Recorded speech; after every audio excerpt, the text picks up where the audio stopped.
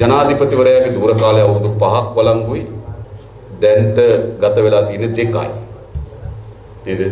තව අවුරුදු 3ක් කාලයක් එතුමාට තිබෙනවා. ඒ වගේම මා දැක්ක එතුමා ප්‍රකාශකුත් කරනවා එතුමාට අවුරුදු 2ක් අහිමි වුණා කියලා. අහිමුනේ නැහැ. අවුරුදු 2 එතුමා හිටියා. එනිසා ඒ අවුරුදු 2 කාලය නැවත ලබා ගැනීම සඳහා ජනමත විචාරණයක් තියන්න එතුමාට මහනුවර දළදා මාලිගාව ඉස්සරහ තරුණයෙක් කිව්වලු. ඒ තරුණයා උපදේශක තනතුරට හොඳයි කියලා එතුමාගේ. අමුතු කතාවකුත් ඒකේ තියෙනවා. අපි කැමති ඇත්තටම අවුරුදු 2ක් තව ඉන්න ඕන කියලා ජනමත විචාරණයක් නෙවෙයි. ඉතුරු 3 ඉන්න ඕනද කියලා ජනමත විචාරණයක් කරනවා හොඳයි කියලා. කෙසේ වුවත් ජනාධිපතිවරයා පැවැත්වෙන තව දීර්ඝ කාලයක් තිබෙනවා. ආණ්ඩුව මහ මැතිවරණය පවත්වලා දැන් මාස 16කට වගේ ආසන්න කාලයක් ගත වෙලා තිබෙන්නේ.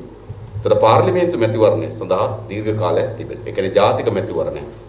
ආණ්ඩු මාරු කිරීමෙන් ජනාධිපතිවරයා පාර්ලිමේන්තුව වෙනස් කිරීමේ මැතිවරණයකට දීර්ඝ කාලයක් තිබුණා. අද රටේ විශාල දේශපාලන උනන්දුවක් සාකච්ඡාවක් මතුවලා තිබෙනවා. මම හිතන්නේ මෙතෙන්ට රැස් වෙලා ඉන්න බොහෝ අය දිහා බලපුවම අපිට පේනවා. සමහර කාල පරිච්ඡේදවල දේශපාලන උනන්දුවක් විශාල ලෙස නොදක්වපු කණ්ඩායම්. අපේ රටේ දේශපාලනය පිළිබඳ අවධානයකට යොමු කරන්නේ නැත්නම් පහුගිය කාලේ පුරාවටම අපිට අත්පත් වී තිබෙන ඉරණම තමයි අපරාධකරුවන් සමාජ විරෝධී ක්‍රියාකාරවල නිරත වෙන්න වංචනිකයන් මේ දේශපාලන පොරපිටියේ බල්ටි ගන්නවා. ඒ නිසා අද අපි හැමදෙනාටම පැවරී තිබෙන කාර්යභාරය අපේ රටේ විවිධ සමාජ ස්තරයන් නියෝජනය කරන කණ්ඩායම් දේශපාලන ක්‍රියාකාරීත්වයට, දේශපාලන පිළිබඳ උනන්දුවකට, දේශපාලන පිළිබඳ සාකච්ඡාවකට ආ යුතුයි කියලා අපි හිතනවා. ඒ නිසා තමුන්නාන්සේලා අපිට සවන් දෙන්න අපිත් එක්ක කතා බහ කරන්න. මේ අවස්ථාවට සහභාගී වීම පිළිබඳව මම බෙහෙින් විශ්වතිවන්ත වෙනවා. මොකද ඕගොල්ලෝ අපි එකට ඉඳිමින් මේ සාකච්ඡාව, මේ කතා බහ, මේ ක්‍රියාකාරීත්වය ගෙනිච්චේ නැත්නම් තව දීර්ඝ කාලයක් අපේ රට මේ විනාශ මුඛේ පාරේ ගමන් කරමින් තිබෙනවා. එනිසා ඔබගේ මැදිහත් වීම, ඔබගේ දායකත්වය පිළිබඳ අපි බෙහෙින් විශ්වතිවන්ත වෙනවා. ඒ වගේම මා දන්නවා මෙතන ඉන්න පුළුවන් මීට පෙර අපිට ඡන්ද ප්‍රකාශයටපත් නොකරපු වෙනත් දේශපාලන ව්‍යාපාර ගැන ඡන්ද ප්‍රකාශ කරපු කතා බහ කරපු අයත් මෙතන ඇති. දැන් මම දැක්කා අපි කීර්ති සහෝදරය හඳුන්වා දෙනකොට කිව්වා මීට පෙර ජායල ප්‍රාදේශ සභාව නියෝජනය කරපු මහත්මයෙක් පවා මෙතන නියෝජනය කරන බව. ඒක අපි හැමදෙනාටම විශ්වතිවන්ත වෙනවා. ඕගොල්ලෝ අපි නේද මීට පෙර විවිධ දේශපාලන තීරුවල ඉඳ ඇති. ඒක ස්වභාවිකයි. ඒක අපි කවුරු මීට පෙර මේ පක්ෂ, මීට පෙර මේ පක්ෂ දැන් ඉඳ තීරුනේ ඒවට නැහැ. එදා නේද විවිධ දේශපාලන ක්‍රියාකාරකම් වල දේශපාලන පක්ෂ වලට ඡන්ද දීලා. එහෙත් අද ඒ වෙනස් කිරීම සඳහා උනන්දුවකින්, උද්‍යෝගයකින් මේ අවස්ථාවට සම්බන්ධ වීම පිළිබඳව මම බෙහෙින් විශ්වතිවන්ත වෙනවා. ඊටමත් විනාශකාරී මුඛයකට අපේ රට ඇදගෙන ගිහිල්ලා තිබෙනවා. ඒ බලය ලබා ගැනීම වෙනුවෙන් අපේ රටේ සිදු නොවිය යුතු දේ සිදු වී තිබෙනවා. බලය ලබා ගන්නට පසුව සිදු නොවිය යුතු දේ සිදු වෙමින් තිබෙනවා. ඔබ හිතන්න බලය ලබා ගැනීම වෙනුවෙන් ජාතිවාදී වෙපොළු ගැටුම් ඇති කර අනේකා කරේ සැකයෙන් බලන තත්වයක් ඇති කර. දැන් මොනතරම්ද කියනවනම් අද පාස්කු ප්‍රහාරයට දින 1000ක් නේද? දින 1000ක් පිරෙන දිනේ තාමත් පාස්කු ප්‍රහාරයේ ප්‍රධාන සැකකරුවන් මීට පෙර ඔවුන්ම හඳුන්වා දෙනු ලැබූ මහ පොළකරුවන් කිසිවෙක් ඉලදරුව කරගන්න සමත් වෙලා නැහැ. මේ ඉල්ලන්නේ මොකද? ඒ 260ක ප්‍රමාණය 260කට වඩා අධික ප්‍රමාණයක් මිය ගියා. 500 ගණනකට තුවාල සිදු ස්වාමී අහිමි වුණු බිරිඳයව, දරුවන් අහිමි වූ දෙමව්පියන්, දෙමව්පියන් අහිමි වූ දරුවන්, තමගේ ඥාතීන්, තමගේ හිතවතු යුද්ධයකට ගිහිල්ලා නෙවෙයි, ගැටුමකට ගිහිල්ලා නෙවෙයි, තමන්ගේ ආගම අනුව නේද?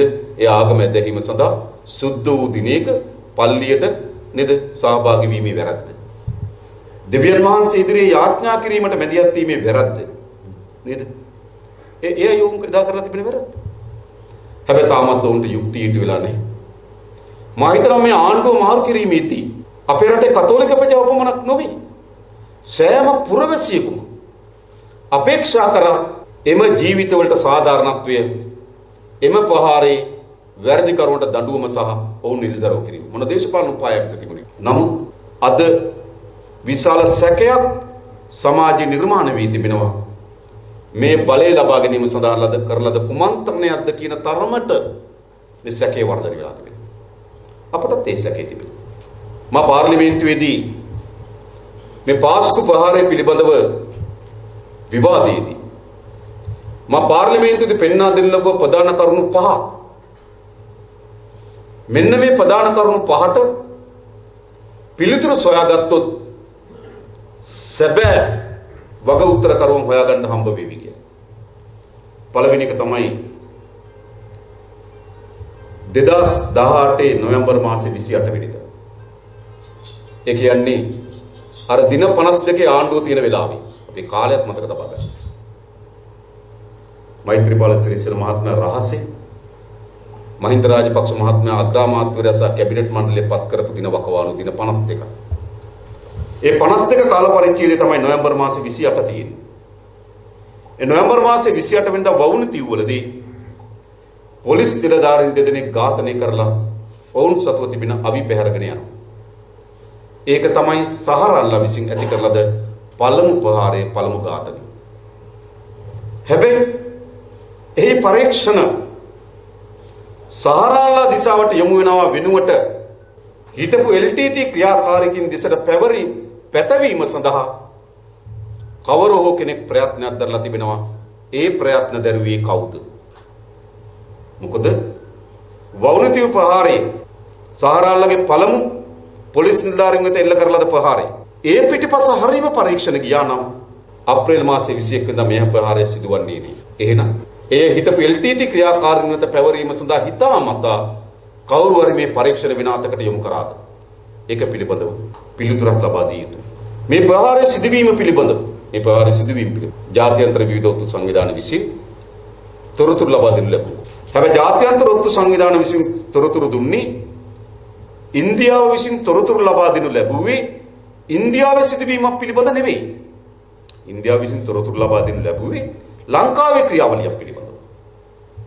එහෙනම් ඉන්දියාවේ ඔත්තු සේවාවන් වෙත එම තොරතුරු ලබා දී යුතු වන්නේ ලංකාවේ කවුරු හෝ කෙනෙක්. සාධාරණයි. මොකද මේක තමිල්නාඩුවේ සිදුවෙච්ච සිදුවීමක් නම් තමිල්නාඩුවට අපිට කියන්න පුළුවන්. හැබැයි ලංකාවේ සිදුවෙච්ච සිදුවීමක් ඉන්දියානු ඔත්තු සේවාවන් විසින් ලංකාවට වාර්තා කරනවා නම් ඉන්දියානු ඔත්තු සේවාවට එම තොරතුරු ලැබෙන්නේ ලංකාවේ. සරලයි නේද? එහෙම නැතුව මේ ලැබෙන්නේ. එහෙමනම් ඒ තොරතුරු දෙස බලපුවාම ඒ තොරතුරු ලබා දෙමින් ඉතාම සමීපතම තොරතුරු වෙනම් ඔවුන්ගේ ඩෙන්ටිටි කාඩ් නම්බර්ස් 21 වෙනිදා ප්‍රහාරය සිද්ධ වෙන බව. ඒ කියන්නේ 20 වෙනිදා රාත්‍රියේ තොරතුරු තිබෙන්නේ 21 වෙනිදා ප්‍රහාරය සිද්ධ වෙන බව. එදා පාන්දරේන තොරතුරු වල තියෙන්නේ පල්ලි වල තමයි ප්‍රහාරය සිද්ධ වෙන බව. මෝටර් සයිකලයක් අප්‍රේල් මාසේ 16 වෙනිදා කාන්තන් කුඩිවල පුපුරාගත්තු බව සමීප තොරතුරු. හැබැයි ඒ තොරතුරු වලින් වැදගත් තොරතුරු කීපයක් තිබෙනවා ප්‍රහාරය වළක්වා ගත හැකි.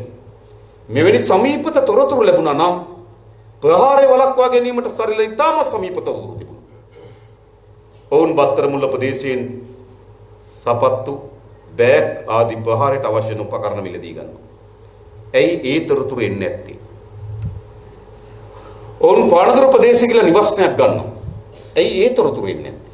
ඔවුන් පානදුර ප්‍රදේශයේ ගිහිල්ලා මේ පිපිරීමට අවශ්‍ය වෙන මොකද්ද වෙඩි පුපුරන ද්‍රව්‍ය සැලසුම් කරනවා.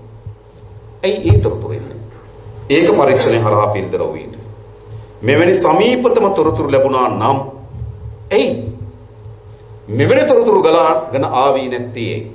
ඒක අති වැදගත් මේ පරීක්ෂණයේදී. අපි කිව්වා ඒක පරීක්ෂණ කළ ඉල්දරව් කරන්න. ඇයි මේ තොරතුරු ආවේ නැත්තේ? තුන්වෙනි කරුණ හැටියට අපි විසින් ඉදිරිපත් කරා තාජ් හෝටලේ බෝම්බ පුපුරවා ගන්න ආපු ජමීල් කියන පුද්ගලයාට බෝම්බ පුපුරවා ගන්න බැරි වුණා. ඉන්පසු ඔහු දෙහිවල ප්‍රදේශයේ ලැබුම්හලක ගිහිල්ලා නතර වෙලා මුස්ලිම් දේවස්ථානයකට ගිහිල්ලා යාඥා කරනවා. මුස්ලිම් දේවස්ථානයේදී ඔහු පිළිබඳ සැකයක් ඇති වෙලා එහි ඉන්න මුරකරු ඔහු ප්‍රශ්න කරනවා. ප්‍රශ්න කරාට පසුව ඔහුගේ බිරිඳට දුරකථන ඇමතුමක් අරගෙන නෑ ඔහු මේ සාමාන්‍ය කෙනෙක් කියලා තහවුරු කරාට පසු ඔහු නිදහස් කරනවා. ඊට ටික මොහොතකට පසුව ඒතර ජමීල් තාජ් හෝටලේ බෝම්බේ පුපුරගෙනත් නැහැ. දෙහිවල ලැබුම් හල පුපුරවගෙනත් නැහැ. හැබැයි බුද්ධියන්සේ නිලධාරීන් ජමීල්ගේ ගෙදර යනවා. කොහොමද යන්නේ? එහෙනම් ජමීල් සහ රාජ්‍ය ඔත්තු සේවා සංවිධානය අතර සබඳතාවයේ කුමක්ද?